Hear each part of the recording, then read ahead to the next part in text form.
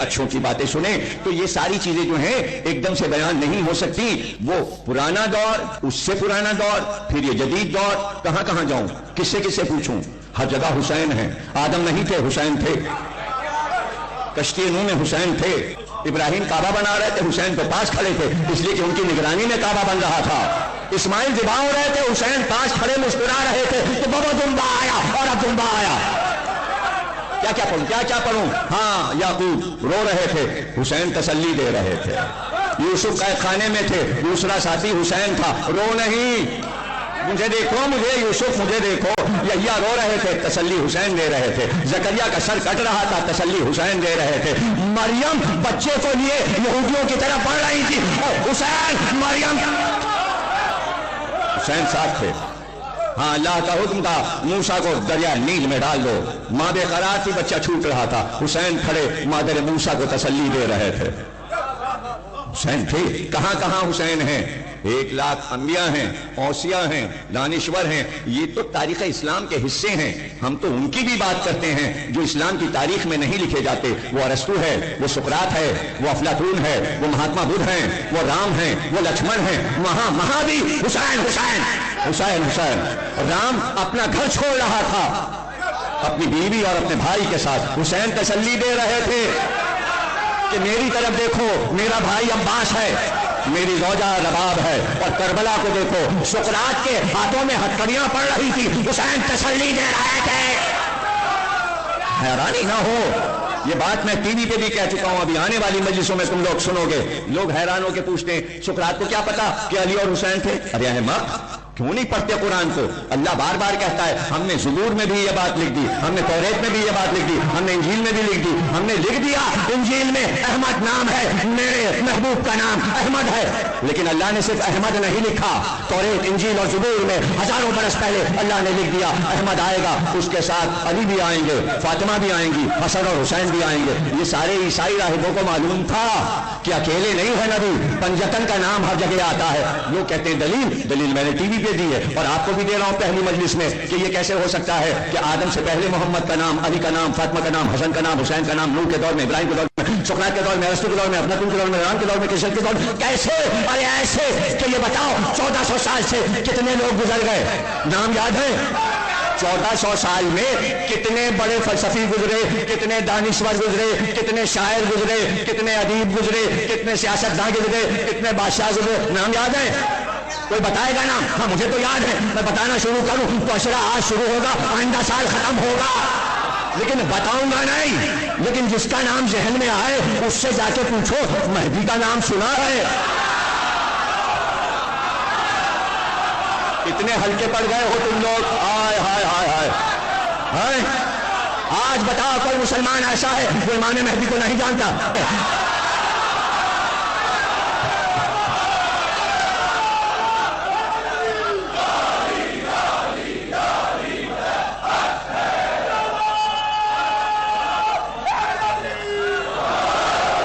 بھائی پتن آپ امام مہدی کو جانتے ہیں؟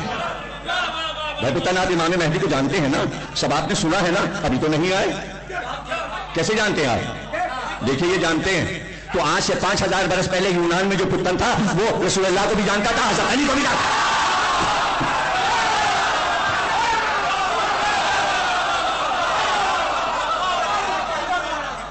آپ کہانی بنا لیجیے. یہ کیا کہا؟ یونان میں بھی پتن تھا. ارے یونان میں تھوڑی، روس میں بھی پتن تھا. ابھی تو گزرا ہے، اس لیے کہ انگریزی میں تے نہیں ٹی ہوتا ہے. ٹی. پوٹن تھا صدر روس. ارے پوٹن امرو ہے تک آتے پتن بن گیا. ابھی کس طرح سمجھائیں؟ پتہ چلا آدم کے دور میں بھی رسول اللہ کا ذکر تھا. نوح کے ذکر میں، ابراہیم کیا بھی، انجیل میں، توریت میں، زبور میں، مہابھارت میں، رامائن میں، پرشن میں، غزلی غزلات حضرت سلیمان کی کتاب میں، صحیفہ دانیال میں، صحیفہ ادریس میں، صحیفہ الیاس میں، صحیفہ شعیب میں، صحیفہ زکریا میں، صحیفہ یحییٰ میں، ہر جگہ رسول، علی، فاطمہ، حسن اور حسین. تو اس میں حیرت کی کیا بات ہے؟ پہلے سے سارے واقعات مشہور تھے. واقعہ کربلا مشہور تھا، جیسے امام مہدی مشہور ہیں. سب کو معلوم ہے، جو زیادہ پڑھتا ہے وہ جانتا ہے کہ کیا کیا واقعات ہوں گے، ابھی ہوگا ابھی ہوگا ابھی ہوگا ابھی ہوگا. تو امام مہدی ابھی آئے نہیں، لیکن ہمیں نقشہ پورا معلوم ہے کہ کیا کیا ہوگا. تو ایسے ہی پرانے لوگ کیا آپ سے تھرڈ کلاس تھے؟ وہ آپ سے زیادہ وہ جانتے تھے یہ کربلا ہے.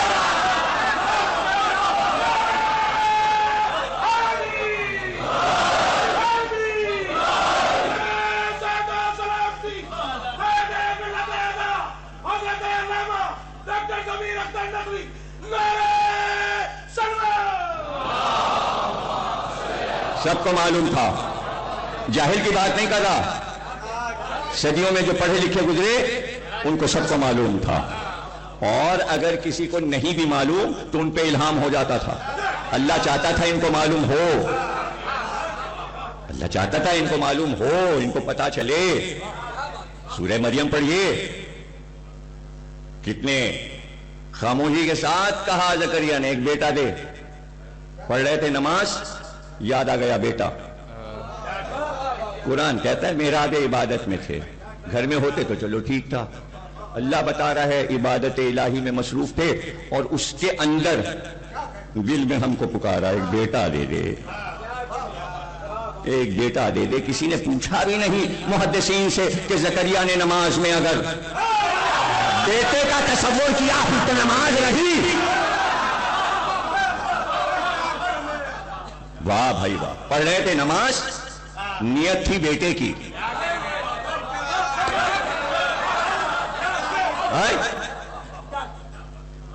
تصور میں بیٹا. ہم نے ان سے کہا دے دیا،